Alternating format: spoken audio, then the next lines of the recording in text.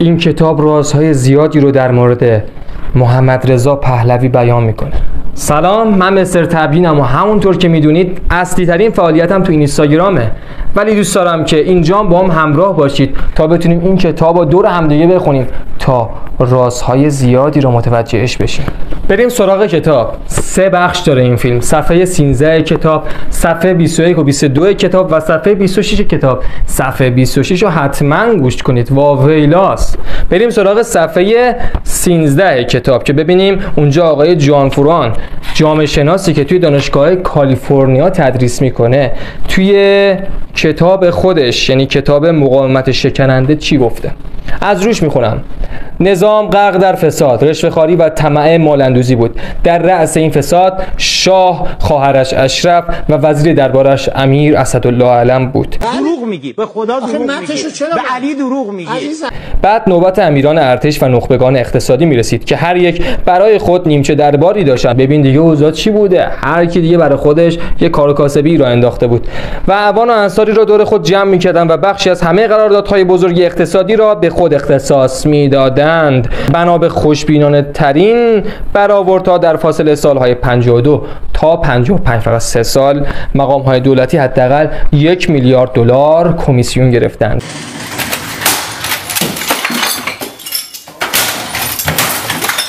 یک میلیارد رو ضرب در 100,000 کن، قطعاً ارور میده به پول امروزی. اینم من نگفتم، آخوندم نگفته. بریم سراغ قسمت بعدی کتاب، قسمت دوم. فریدون هویدا، برادر امیر عباس هویدا معروف، گفته که امیر عباس معتقد بود در این میان تقصیر عمده به گردن خانواده سلطنتی است و اگه نظام سقوط کنه تقصیرش با برادر و خواهران خود شاه هستش. دیگه ببین شخص اول مملکت اگه سقوط کنه دولتش به خاطر خواهر برادرشه.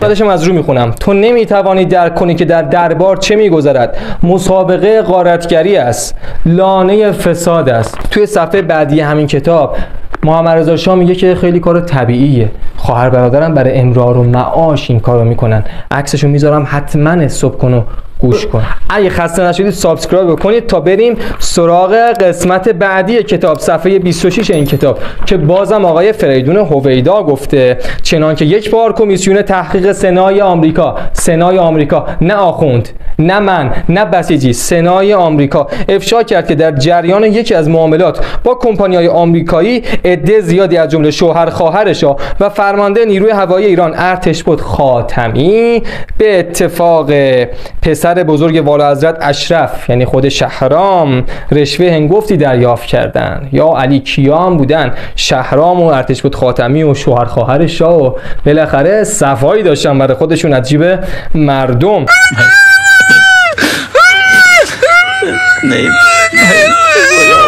یه دونه معامله دیگه هم بگم براتون که آقای رمزی عطایی فرمانده نیروی دریایی این سری هوایی که اونجوری اختلاس کرد، اونجوری رشوه گرفت. رمزی عطایی هم که توی یه معامله تسلیحاتی 3 میلیون دلار فقط رشوه گرفته. واقعا آدم مغزش سود میکشه گوش بده، ولی خب حقیقت تلخه دیگه. بالاخره باید از جای معتبر، از روی کتب خارجی، از روی آمار خارجی اینا رو نمیدونم بهش برسیم، نه اینکه از من و تویی بریم تقلید کنیم و حرفاشو گوش کنیم که بارها دروغش اثبات شده و بخوای دونه بدونه برات میگم چه دروغایی از زمان شاه برامون تعریف کرده. درسته که قول رسانه رو نخوریم و حقیقت رو از روی کتب معتبر گوش کنیم.